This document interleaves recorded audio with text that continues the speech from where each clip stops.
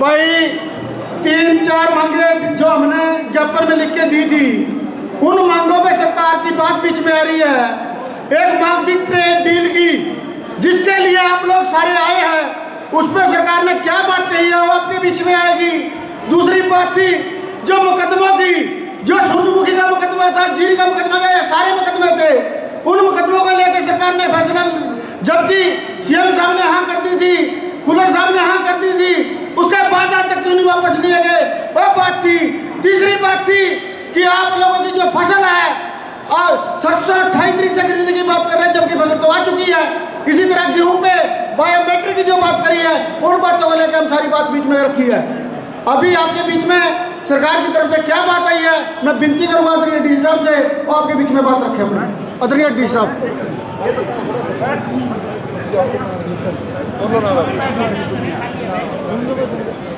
सभी को नमस्कार। जो 3 विषय रखे हैं अभी आप सबकी तरफ से, उसमें पहला विषय था कि भी जो ट्रेड डील के संबंध में बातचीत हमारी सरकार स्तर पे बातचीत कराई जाए, और तो हमने सरकार से बात करी है। हरियाणा सरकार को जो टाइम का था वो चर्चा हुई 31 तक, क्योंकि बजट का टाइम है और वित्त वर्ष का क्लोजिंग है टाइम। तो 2 अप्रैल का समय जो है, आपकी जो भी 5 या 7 सदस्य कमेटी होगी, उसकी सरकार के स्तर पे बैठक हो जाएगी। उसमें उस दौरान जो आपके और विषय रहेंगे, उसके हिसाब से आगे का समय ले लिया जाएगा। तो 2 तारीख की हमारी चंडीगढ़ में मीटिंग, आपकी पहला जो विषय था। दूसरा विषय जो मुकदमे के स्टेटस थे, जो कुरुक्षेत्र के केसेस हैं, हमारे क्षेत्र के सारे अधिकारियों ने वो चर्चा करी। जो यहाँ के स्तर के केसेस हैं वो यहाँ जो जिला स्तर पे हैं, जिला स्तर पे हमने ऑलरेडी उसकी बातचीत कर ली है, और जिनमें आगे केस सरकार को रिकमेंड होके जाने हैं वो हम अनुशंसा करके उनको पॉजिटिवली रिकमेंड करके हम भेज देंगे। फिर वो जैसे जल्दी निर्णय उनमें समयबद्ध तरीके से किया जाएगा। कुछ केस और जिलों के हैं, वहाँ भी बात हो गई है, वो भी सरकार के स्तर पे केस भेज दिए जाएंगे। तो हो सकता है 2 तारीख की हमारी जब बैठक होगी, उस दौरान तक उन पर भी फिर चर्चा होकर और उनका स्टेटस आपको हम तब तक अवगत करा भी देंगे, पर यहाँ से पॉजिटिवली हम भेज देंगे।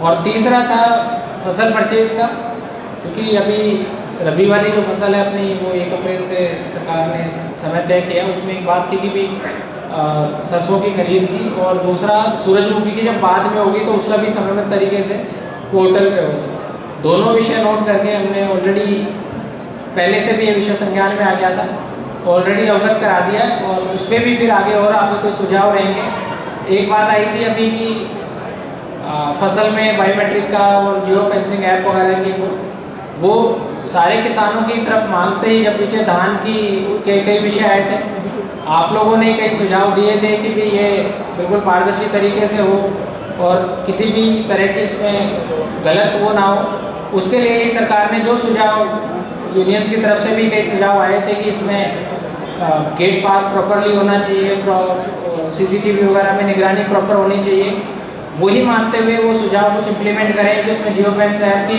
कहीं से भी गेट पास नहीं कट पाएगा, वो मंडी प्रीमाइस से ही गेट पास कट पाएगा, जैसे कि अप्रिहेंशन थी किसानों की। तो वो जो सारे विषय थे उनकी हमने नोट कर लिए हैं, और कुछ और विषय अगर आपके रहते हैं, कुछ और विषय हैं, वो 2 तारीख को फिर उसमें चर्चा में मैं कहूँगा कि समिति एक बार उस पर विस्तृत वो तैयार भी कर लेंगे, जो पहले कोई वार्तालाप हुई है उसका, और बीच में क्या उसमें तथ्यात्मक मांग है, सो दैट वहाँ उस दिन जो डिस्कशन है सरकार से वो आपके प्रॉपरली हो, और सारे विभाग के अधिकारी वहाँ पे होंगे, उसमें निर्णय सकारात्मक तरीके से हो जाएंगे।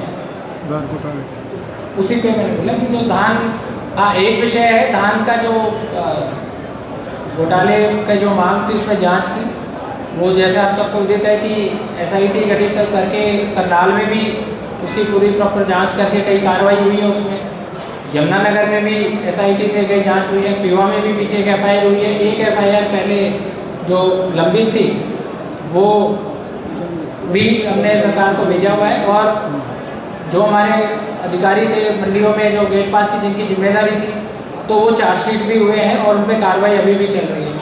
और उन्हीं सुझावों का परिणाम है कि अब जो तकनीकी रूप से जियो फेंसिंग और ये सारी इम्प्लीमेंटेशन आप लोगों के जो सुझाव थे उसी का एक उसको जब हमारी अभी रबी की खरीद होगी उसमें इम्प्लीमेंट किया जाएगा, ताकि आने वाले समय में इस तरह की कोई लापरवाही, इस तरह का जो नुकसान है सरकार को और किसान दोनों को ही ऐसा ना हो और ख़रीद में जो है वो पारदर्शी तरीके से हो, क्योंकि सरकार को भी काफ़ी जो दिक्कत का सामना उसमें करना पड़ता है कि गलत और जो जेन्युइन फार्मर है उसकी फसल रह जाती है। तो वो आपके सारे जो सुझाव हैं वो सारे सुझावों पे अमल का काम चल रहा है।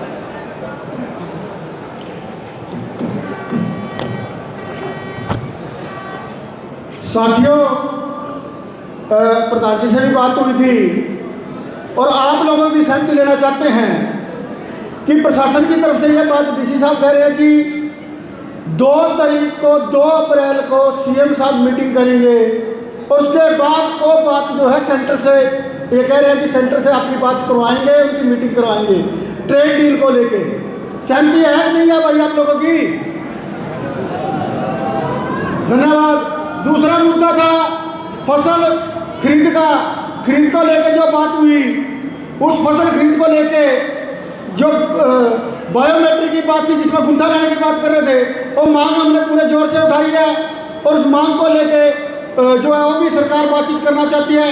क्या हमें बात करनी चाहिए कि नहीं करनी चाहिए भाई इस बात पर? बड़ा धन्यवाद। तीसरी बात, जो आपके हरियाणा में मुकदमे बने हैं किसान आंदोलनों के दौरान, सरकार ने हमारे साथ वादा किया था सारे वापस लेने के लिए, तो उसके लिए भी डीसी साहब ने ऊपर बात की है और वो उस दिन जो है 2 तारीख की मीटिंग में रखेंगे और कुछ उससे पहले वापस ले लिए जाएंगे, ये वादा आज भी किया है। उसके लिए सहमति है आप लोगों की? सहमति है। और लास्ट, धान घोटाले की जो बात करी है उसके लिए डीसी साहब से हम आग्रह करेंगे, कृपया पुनः बता दें कि क्योंकि सीबीआई की हमारी मांग है, उस घोटाले को सीबीआई के हवाला किया जाए ताकि दूध का दूध और पानी का पानी हो जाए। इस घोटाले में किस किसी ने कितना वो किया, क्योंकि डीसी साहब आप देख रहे होंगे कि घोटाला करने वाले तो पैसे कमा के चले गए, अब बायोमेट्रिक का किसान क्यों भुगते? घोटाला तो उन्होंने किया, हमने थोड़ी किया जी। और अब जो बायोमेट्रिक में भी काम किया उसमें भी आपने आड़ती के हवाले कर दिया, भैया आप आड़ती भी गेट पास कटवा सकते, घोटाला तो वहीं से शुरू होता है। तो हमारी विनती है कि आप थोड़ा इस पर दोबारा भी विचार कर लें। तो मैं विनती करूँगा आप 5 मिनट में देंगे, बस उसके बाद आपका बहुत बहुत धन्यवाद। सारे प्रशासन का बहुत बहुत धन्यवाद। कुरुक्षेत्र के